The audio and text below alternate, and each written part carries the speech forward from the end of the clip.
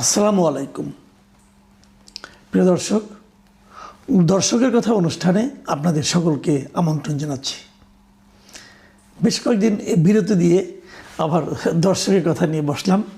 আজকে আমরা যে কন্টেন্টের কমেন্টগুলো নিয়ে আলোচনা করব, সেই কন্টেন্টটা মাত্রই গত রাতেই আমরা আপ করেছিলাম, যেটার শিরোনাম ছিল বিচি ফেলে রসগোল্লা কিভাবে খাবেন। এটা মূলত আলোচনা করা হয়েছিল গণভোট নিয়ে, যে গণভোটে জুলাই সনদের কি প্রশ্ন থাকছে, কেন সেটা দ্ব্যর্থবোধক, কেন সেটাকে হ্যাঁ অথবা নাতে উত্তর দেওয়াটা খুব একটা সহজ নয়। এইগুলি ছিল আমার বক্তব্য।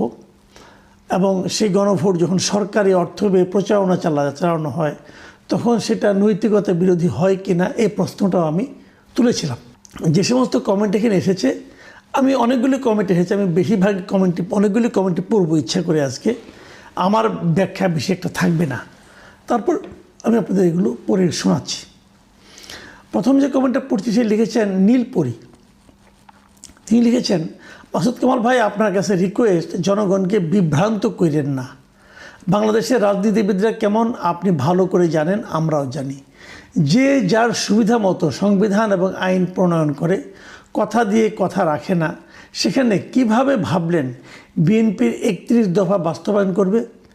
যে দল ক্ষমতায় যাওয়ার আগে সারা দেশের হাট বাজার দখল করে নিয়ে ফেলে দিয়েছে, আওয়ামী লীগের সব দোকানপাট লুটপাট করে দখল করে ফেলেছে, আমরা হাত পড়তেই তাদের 31 দফা সহ এগুলো বাস্তবায়ন দেখতে চাই।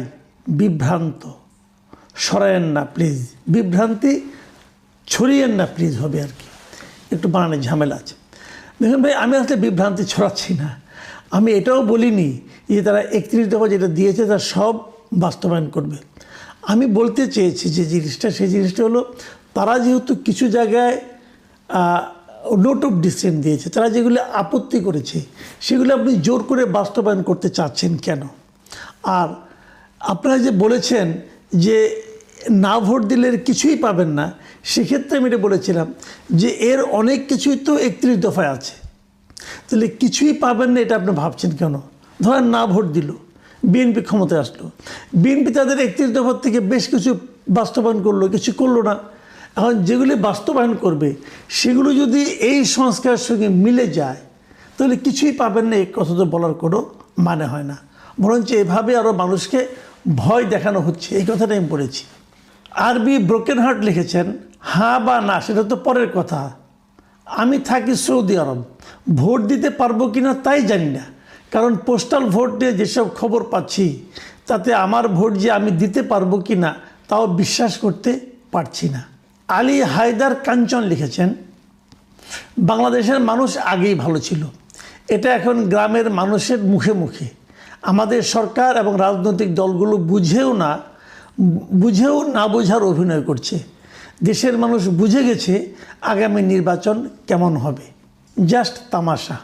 সৈকত কক্স তিনি লিখেছেন, আমার কেন যেন লাগে বাংলাদেশটাই তামাশার দেশে পরিণত হয়েছে, সাথে রাজনীতি, নির্বাচন, সংস্কার ইত্যাদি। নব গেমাল লিখেছেন, মাসুদ কামালের গণভোট নিয়ে এত চুলকানি কেন? ভাই, গণভোট নিয়ে চুলকানি তো থাকা স্বাভাবিক। গণভোট তো অনেক বড় একটা জিনিস। এই জিনিসটা নিয়ে পুরো সরকার প্রচারণা করছে, ইউনূস সাহেব নিজে বলছেন, তো ওনাদের সবার চুলকানি থাকলে আমি একটু চুলকানি দেখাতে পারবো না?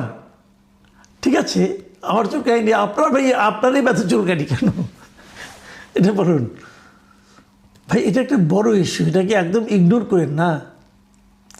দ্য আয়ন লিখেছেন, প্যাকেজ না বানিয়ে কি আলাদাভাবে সবগুলো প্রস্তাবের উপর 12 কোটি ভোটারের মতামত নেবে?